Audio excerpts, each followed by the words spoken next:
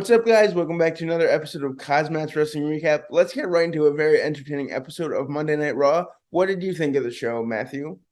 Kyle, I thought the show honestly was pretty good. I was reading all over social media. People were kind of doubting the show. They were kind of mal-rating the show, and I don't want to say it was a bad show. I think the show was awesome. It's not like it had me on my toes every second, but you know what? It had interesting parts to it, and it's not like we haven't had that in a while, but we really haven't, especially, Triple H and creative. I mean, we've been having some great shows for the past month or so that he's been in control.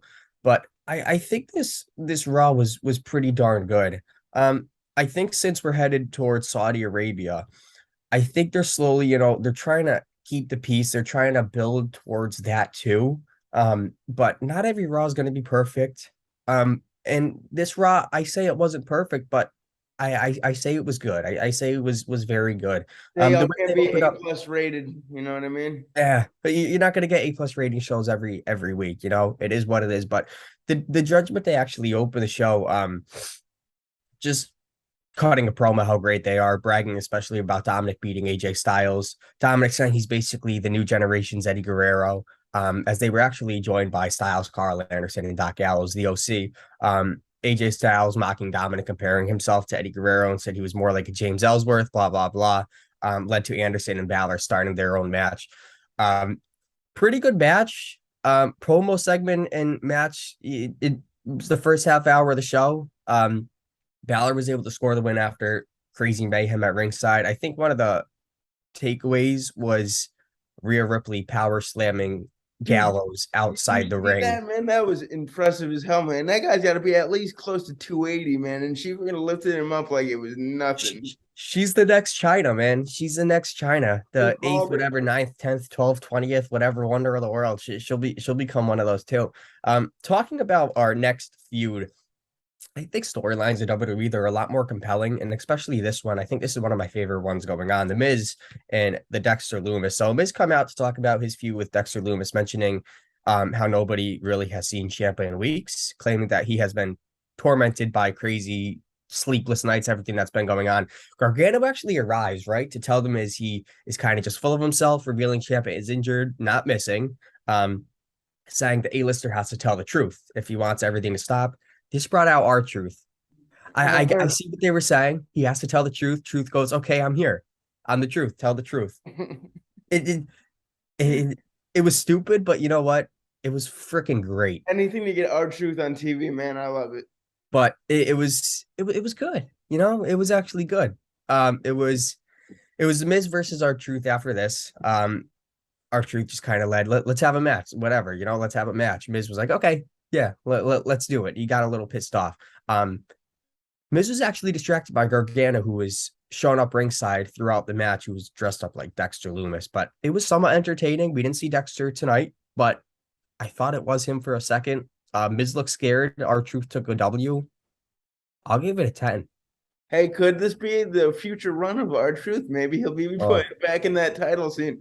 Okay, I'm just kidding, but I do love our truth, man. I hope Triple H starts to use him more.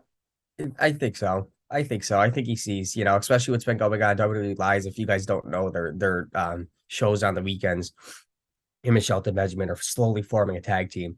That would be pretty cool. Before Shelton kind of laces up his boots, same as our truth. Yeah, I think that would be cool. give They're him they're one last they're run. both great as tag teams.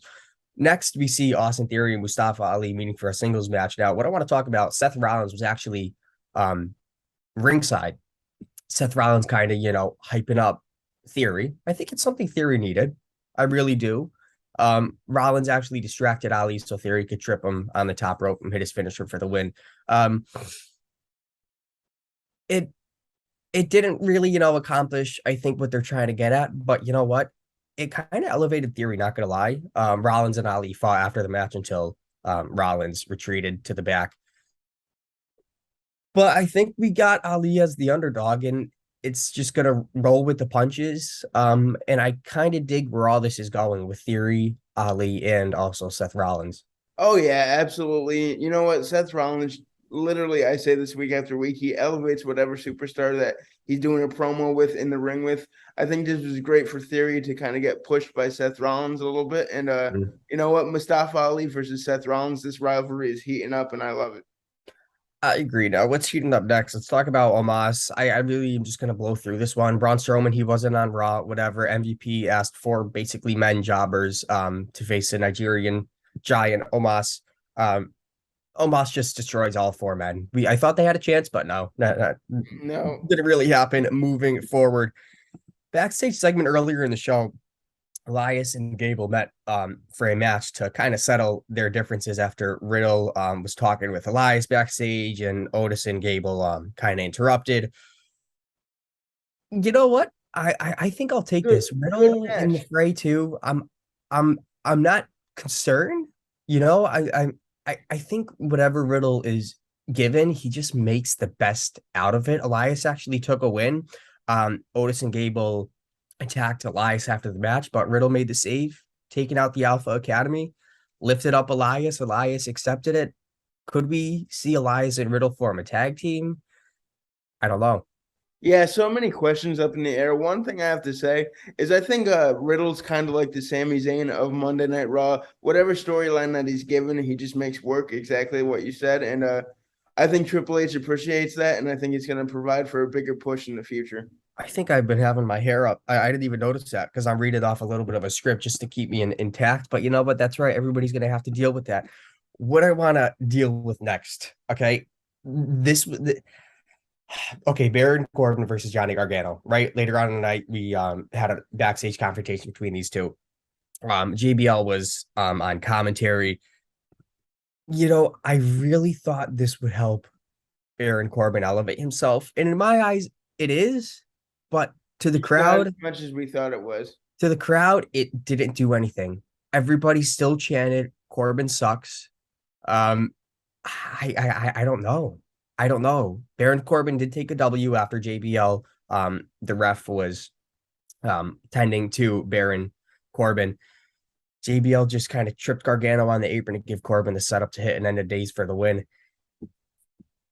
I think it's going to take time, but I don't know. I really thought this would elevate him to the fans, and the fans just didn't give a hoot last night.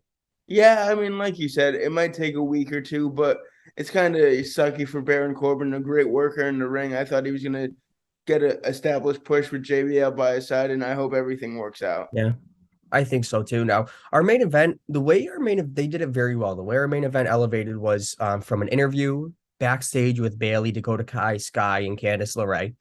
And then they attacked Candice, kind of just leaving, we're in control, we're in control. And then Bianca Belair meeting up backstage with a commentator or Kathy Kelly, whoever it is, saying, I'm done with Bailey's games. She's attacking all my friends, blah, blah, blah. She's giving her a chance tonight. And you know what?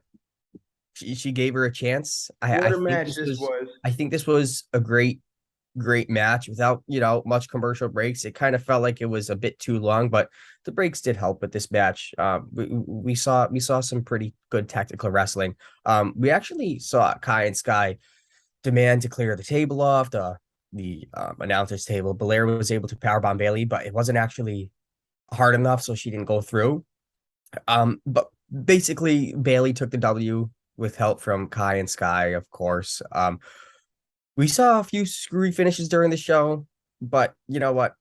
I can't complain overall about it. But before we actually cut to black, let's talk about, oh man, Nikki Cross. She just Oh, she's comes in the ring back. and just starts beating the holy heck out of Bianca. I don't know. Nikki Cross is back. This is The cool. superhero is gone. Thank gosh. Yeah, right. I can't wait. People are very curious about the ending to the match, and honestly, or to the ending of the show, I guess you could say. But I'll accept it. Nikki Cross, we have her back. No more superhero BS. Oh man, I'll thank take God. it. Yeah, I'll dude, take this it. was an interesting way to end the show for sure. I'm excited to see what Triple H has in store for Nikki Cross. Maybe they'll bring back like that kind of psycho gimmick because everybody kind of liked that one, and then they went in the superhero gimmick, shades of I think it's back. Vince McMahon, and thank God that thing's in the dumpster. And I'm excited to see what she does next.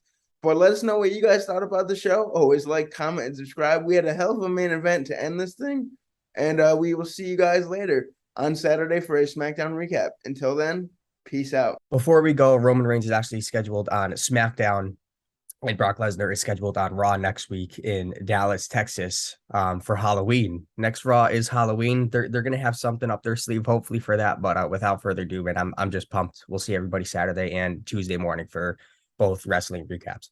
All right, man. Stay tuned. Peace out.